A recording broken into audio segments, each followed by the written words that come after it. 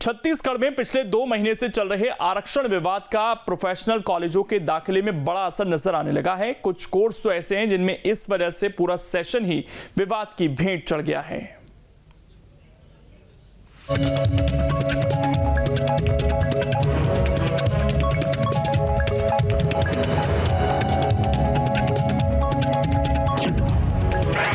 छत्तीसगढ़ में आरक्षण पर जारी है सियासी घमासान। आरक्षण विवाद से हो रहा छात्रों को नुकसान।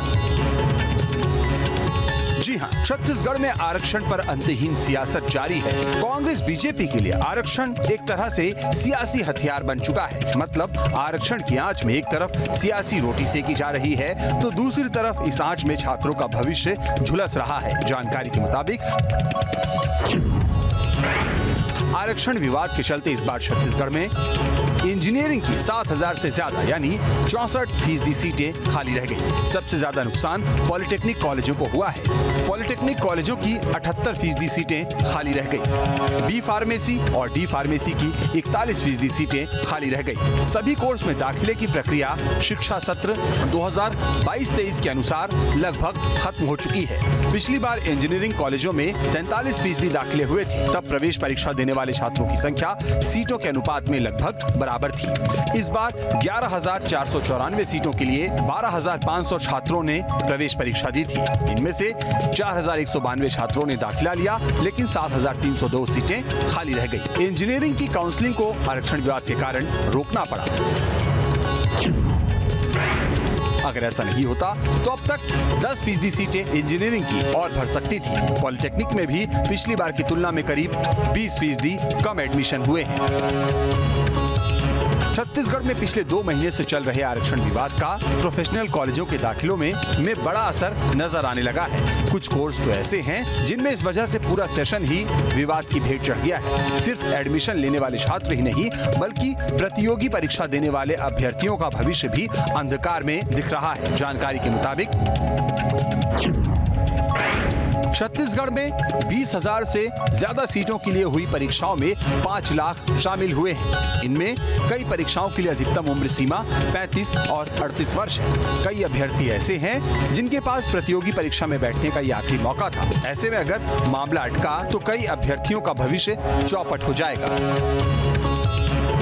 तो ये आंकड़े बता रहे हैं कि आरक्षण की आग की तपिश सही मायने में किसे झुलसा रही है। लेकिन इस पर बीजेपी कांग्रेस क्या राग अलाप रही है, इसे भी सुन लेते हैं। निश्चित तौर पर बेहद दुखद विषय है कि आरक्षण के चलते आरक्षण का रोस्टर नहीं लागू हो पाने के कारण विभिन्न प्रकार की भर्तियों में दिक्कतें आ रही है। विभिन्न प्रकार के एडमिशन में दिक्कतें आ रही है। इसीलिए हमारी सरकार ने विशेष सत्र बुला के आरक्षण संशोधन विधेयक लाया था ताकि इन दिक्कतों को दूर किया जा सके और छात्रों का भविष्य न खराब हो। लेकिन दुर्भाग्य से भारतीय जनता पार्टी के षड्यंत्र के कारण राजभवन में आज तक आरक्षण संशोधन विधेयक लंबित है और जिसका खामियाजा हमारे युवाओं को, हमारे छात्रों को उठाना पड़ रहा है। देखिए, छत्तीसगढ़ में भूपेश बघेल जी की दूरदर्शिता के कारण कॉन्स्टिट्यूशनल ब्रेकडाउन है।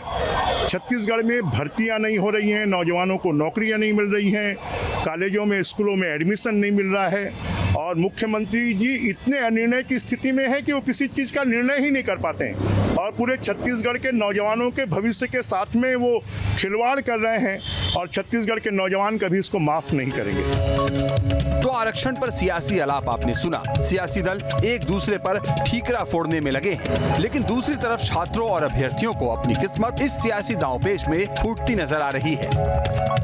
छत्तीसगढ़ में आरक्षण विवाद के चलते इंजीनियरिंग, फार्मेसी और पॉलिटेक्निक की आधे से ज़्यादा सीटें खाली रह गई हैं। कॉलेजों में एडमिशन नहीं मिल पाया है। इसके चलते छात्र भी परेशान हैं और छात्रों की परेशानी अपने भविष्य को लेकर है। लेकिन इस विषय पर अभी तक कोई पटाक्षेप नहीं हो पाया है।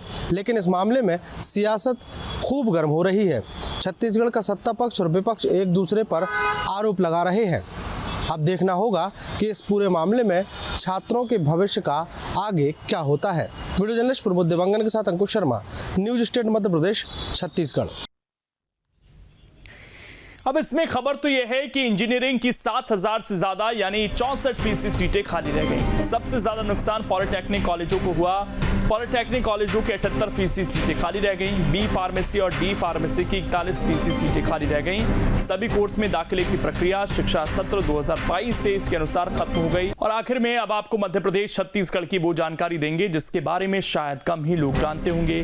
1957 से 1972 तक एमपी में कांग्रेस ने 4 चुनाव जीते। 1977 और 1990 में विपक्षी एकता ने कांग्रेस का खेल बिगाड़ा।